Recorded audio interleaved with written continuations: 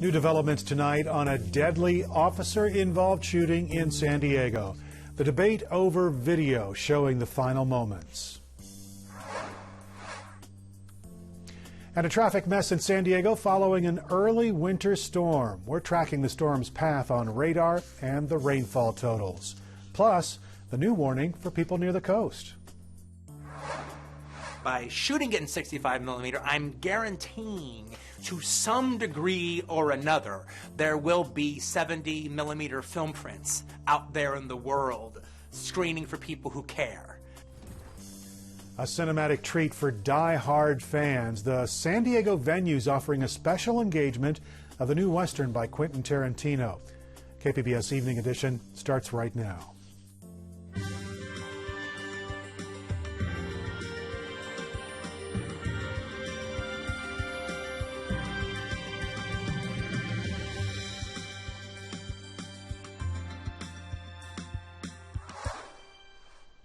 Good evening. Thanks for joining us. I'm Eric Anderson. Our top story tonight, the debate over video showing a deadly officer-involved shooting in San Diego.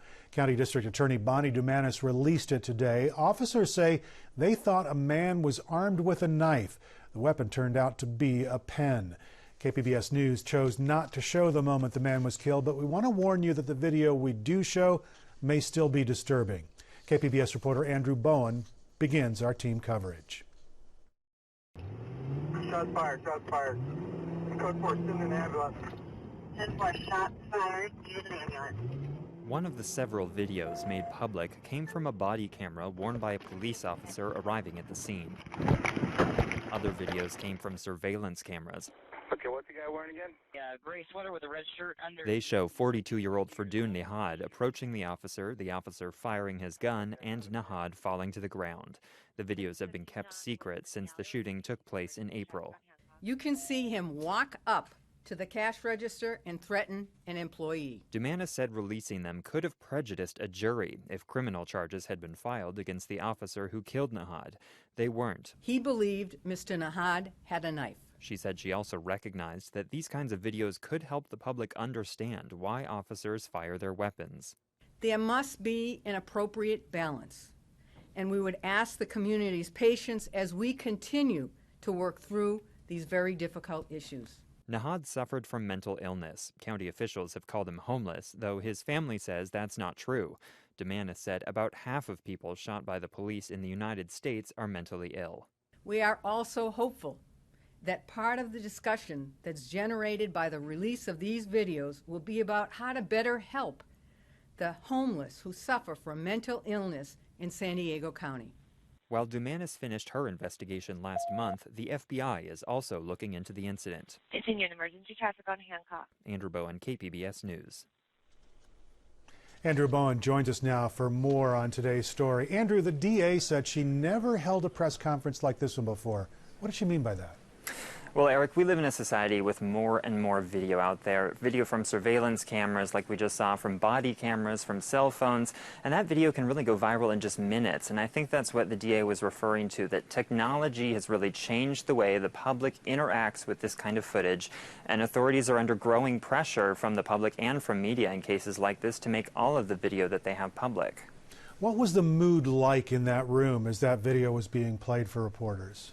Well, it was really completely silent. I think everybody in that room felt the gravity of what they were seeing. A man lost his life, and all the parties involved agree that Nihad's death was a tragedy. And one of the things that makes this case different, and it's very important from some of the other high-profile shootings, like Michael Brown, for example, is that Nihad was mentally ill. As you heard, the district attorney hopes that mental illness and the way that law enforcement interacts with the mentally ill is a part of this whole discussion as well. KPBS reporter Andrew Bowen. Thanks, Andrew. The attorney for the family of Ferdun Nihad reacted to the press conference where prosecutors released the video that showed the shooting. KPBS reporter Steve Walsh continues our team coverage. Now that the video of police shooting 42-year-old Nihad has been made public, the attorney for Nihad's parents and 6 sisters is speaking out about the family's desires. They don't want this to occur again. They want Officer Browder taken off the street. They want him retrained. They frankly want him prosecuted.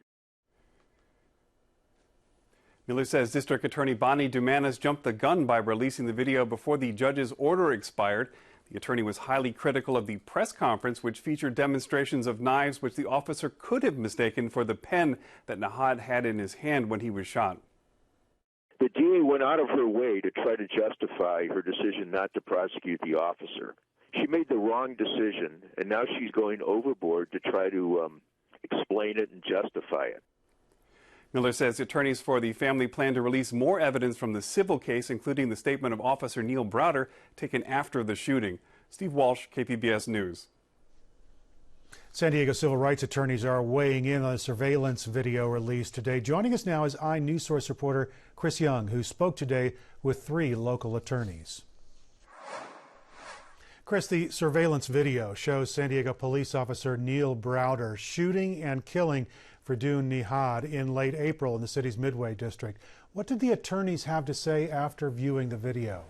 The attorneys I spoke with said that they were shocked by the video.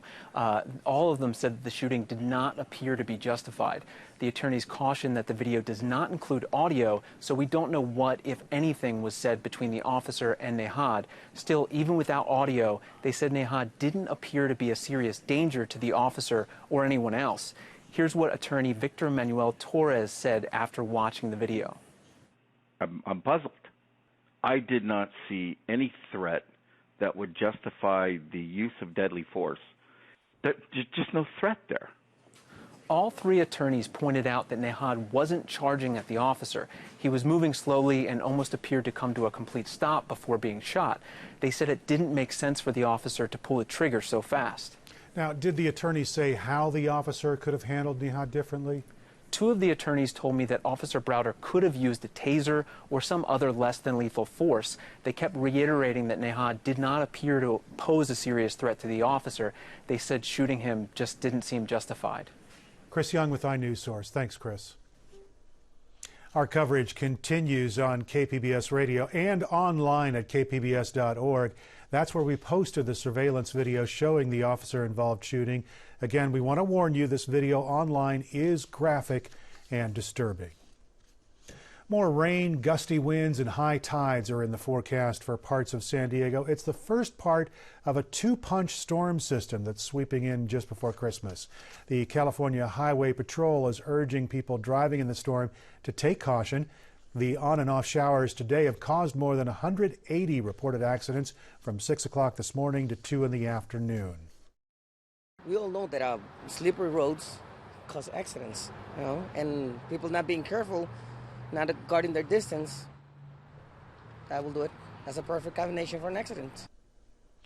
On a normal day, the California Highway Patrol responds to about 140 crashes.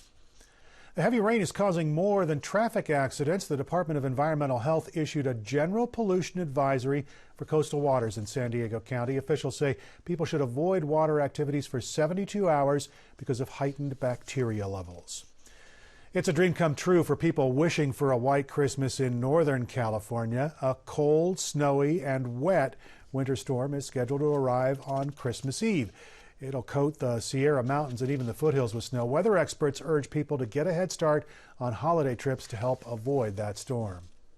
And we do have another system coming in that is going to impact travel on Christmas Eve, which is going to be a big travel day. So the main impact with this system that we're worried about for Thursday is how low the snow levels are going to be. Holiday travel may be delayed with chain controls over the foothills and mountains, and snow may impact foothill communities with power outages. We're tracking all of those systems tonight. Scattered showers still in the forecast in San Diego. Molly Cochran has more in tonight's KPBS weather report. Well, another dose of some showers and cloud cover coming into San Diego County. We do have a few advisories in effect. The first one is a wind advisory that will expire around 10 o'clock local time. And the second one is a coastal advisory. Going to be worried about some flooding along the immediate coast through Friday. So we do have all of this cloud cover and shower activity filtering on into Southern California. We can see where those shades of green are showing up on radar over the past 6 hours. Now, the accumulating rain has been taking place mainly across the mountainous regions. In Mount Laguna, we've experienced a little over an inch of rain within the past 24 hours or so. And in Pine Hills, over an inch and nearly an inch and a half of rain over the past 24 hours or so. So give yourself plenty of extra time. Surely could slow down the commute home from work and into the nighttime hours as well, as we are going to be watching the clouds and the spotty showers continue. San Diego into Chula Vista, even across the interior sections of the region as well. Some of those winds will be gusting to near 35 miles per hour, especially across the mountainous regions. So high-profile vehicles definitely want to take it slow. Give yourself plenty of extra time. Now, we are going to be watching this trough pattern continue across the southwest. And what this indicates is that the stormy conditions are expected to hold into the later half of the week. So that means some additional cloud cover and the potential for some spotty showers going to be holding. Here's a look at our futurecast temperatures, because they're really not too far off from where we should be for this time of year. Pretty seasonable for Wednesday afternoon. 65 in San Diego, in the 40s across the interior sections as we head into the overnight hours. Waking up around 51 in San Diego for the early commute on Thursday. Into Thursday afternoon, temperatures back in the lower 60s across much of the coastline. 50 in Ramona. Now, as we take a look at our 5-day extended forecast along the immediate coast, some sunshine coming in for Thursday at 63 degrees. Cooler conditions move in for Friday with a spotty morning shower. That's associated with that little dip of the jet stream coming on in. That's also the case across the interior sections with a daytime high of 60 on Friday. In the mountainous regions, we could even be looking at some snow showers. Daytime high of 38 Friday. Christmas night going to be in the upper teens. And in the desertous regions, we'll also have partly sunny skies for Friday. A little bit of some cooler air filtering in with a daytime high of 59. Molly Cochran, KPBS News.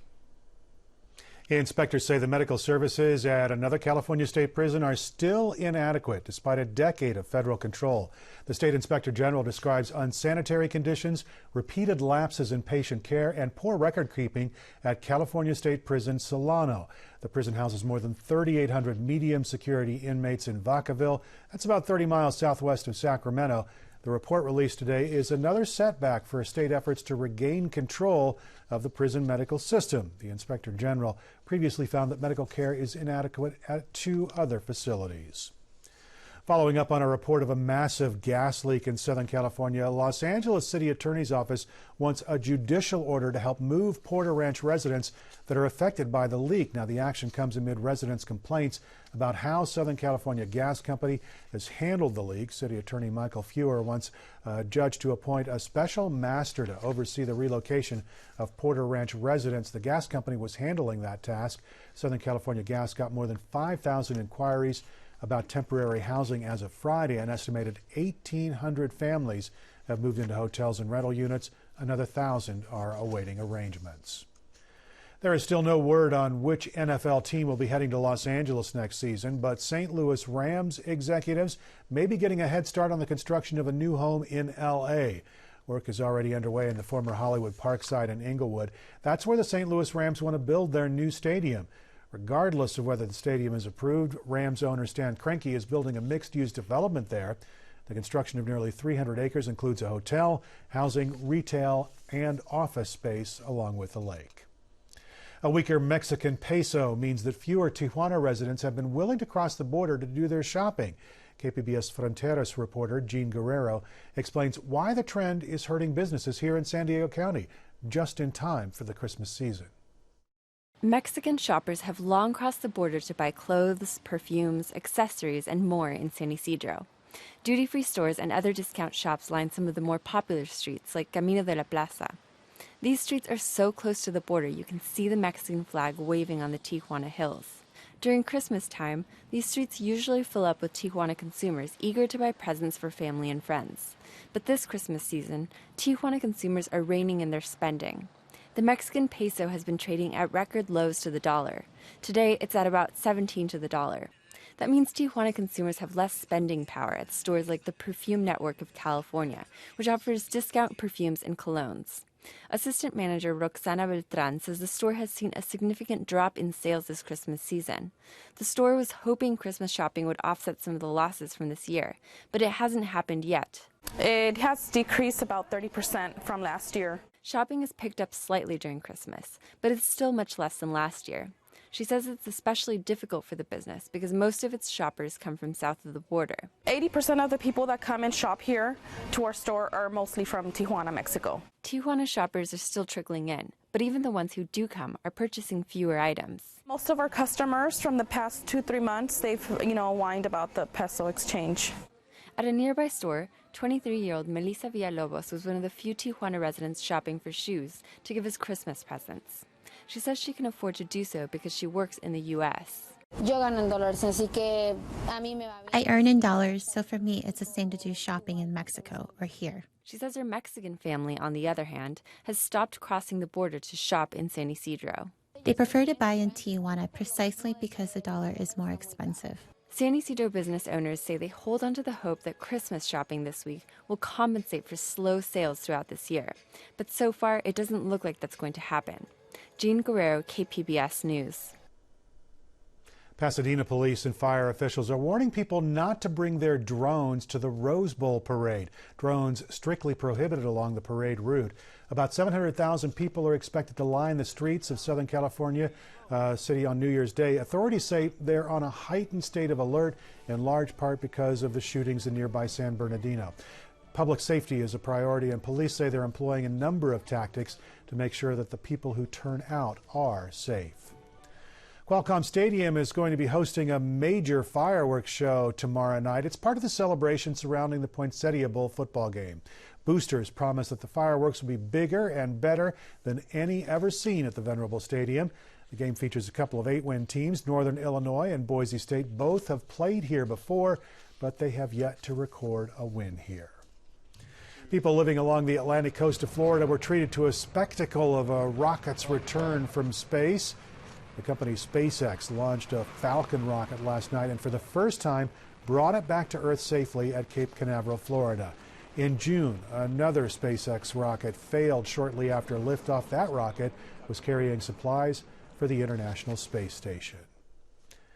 A group of San Diegans have created a crowdfunding website aimed at generating more research into type 1 diabetes. The Diabetes Research Connection provides grants to early career residents who are pursuing novel approaches to finding a cure. The connection offers up grants of $50,000 to help researchers get their projects off the ground. A Quentin Tarantino Western is going old school on the silver screen, a special engagement centering on his 70-millimeter roadshow presentation of The Hateful Eight. KPBS film critic Beth Accomando explains what a roadshow is and where you can find it here in San Diego. Say what you will about filmmaker Quentin Tarantino, but you have to admit he works hard to turn each of his films into an event. With The Hateful Eight, he's going old school and shooting on a format that hasn't been used in nearly half a century. And that presents challenges. If I'm going to shoot in 65 millimeter and release in 70, I'm not going to get 3,000 theaters to convert to 70, even if they wanted to, which they don't. However, we could do a roadshow version of such, where we go in 100 screens. Roadshows started in the late 50s and became popular in the 60s. The whole idea behind them was really neat. It was really cool. It made movies special. What happened was they do a 70-millimeter print of a film, and then you go in to see the film and you get a big old program. Normally, there would be about 10 extra minutes added to the movie that you'd only get to see in the roadshow version. That'll be the case with The Hateful Eight when it hits screens in its roadshow format. Only 3 cinemas in San Diego will be screening the film in 70mm. Reading Grossmont, AMC Mission Valley, and ArcLight La Jolla, where the reserved seats are going fast for Christmas Day prime screenings. Cinematographer Robert Richardson says it was a dream to work with the Panavision Ultra 70 format. It's the widest format you could get other than 3-camera Cinerama. When you see the grain of 70, you see the color of 70, like the wide shot inside the barn and the close-ups of the faces. It's beautiful. By shooting it in 65 millimeter, I'm guaranteeing to some degree or another there will be 70 millimeter film prints out there in the world screening for people who care. Tarantino hopes that enough people will share his passion for a movie shot and projected on film to make The Hateful Eight Roadshow a hit when it opens on Christmas Day in select theaters. Beth Accomando, KPBS News. The Hateful Eight opens Christmas Day, but with special early showings on Christmas Eve. Beth will have a film review up on Thursday on her Cinema Junkie blog. I'm Gwen Eiffel. On the next News Hour, we look at some of the hot spots around the world, from the rise of ISIS to the European refugee crisis. That's Tuesday on the PBS News Hour. Albi's Beef Inn will stop serving martinis and prime rib tomorrow night, ending a 57-year run in San Diego. The owner can't afford the rent requested by new landlords. Earlier this year, KPBS culture reporter Angela Carone and video journalist Katie Shulov visited the Mission Valley Piano Bar and Steakhouse. And since Albi's closes tomorrow, we thought it was worth another look.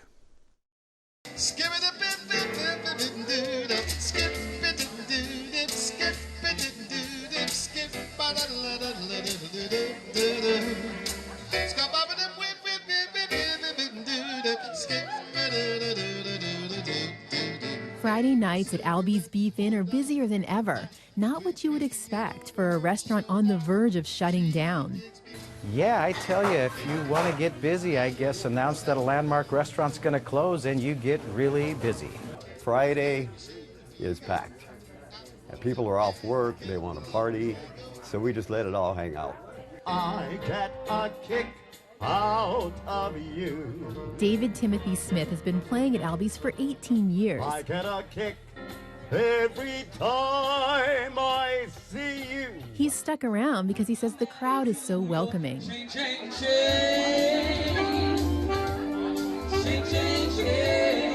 I don't know any other way to describe it. It's warm. It's when I sit down here at the piano, I don't really feel like I'm on stage, so to speak, but more like this is my little table, and I'm conversing with all the rest of the people at their little tables. I've got you under my skin. Most nights, patrons join Smith at the piano. One of the best singers I've ever heard. He's saving Cedric Peary. You all be sure to come on back here real soon now, you know, and want to get it all in. Albi's looks exactly like it did 27 years ago when Ted Samoris' family bought the restaurant. It's an old school steak and seafood house with the piano bar, with the dark paneling and the dim lighting and the original oil nudies that were done for the restaurant. It's kind of a boozy hangout. Even more than the song and the stiff drinks, Albi's owes its reputation to the nude paintings on its walls. Stories have circulated over the years about where they came from. Turns out they were commissioned for the restaurant from a local painter named Larry Vincent Garrison. He signed his paintings Vincent. And Larry did hang out in here and have a few cocktails. Larry tells me that there were 5 PSA stewardesses that posed for him at the time. I want to say it was in the very early 70s, with the exception of the gal that sits on the right hand of the piano bar, which was Larry's third ex-wife. Eugenia Hart Kinsell came to Albi's to celebrate her 90th birthday. She's not the least bit offended by the nudes. Oh, no, they're gorgeous, which is just fine. And I hear they are PSA stewardesses, which makes it especially, because after all, that was our local airline. When Albi's closes at the end of December, the paintings will go into storage. I don't think my wife wants them all throughout our home. New owners bought the land Albi's sits on, which also includes the Travel Lodge and Albi's sister restaurant, Adam's Steak and Eggs. Samora says he can't afford the new rent. Albi's is closing not because we failed, we're not going out of business. It is simply the property has sold and the new owners have their own ideas going forward.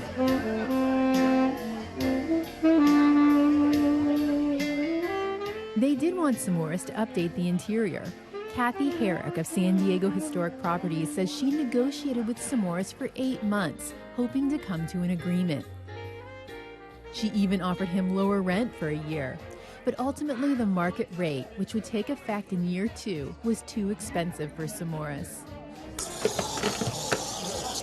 For 27 years, Albies has been the home away from home for bartender Fred Grassley.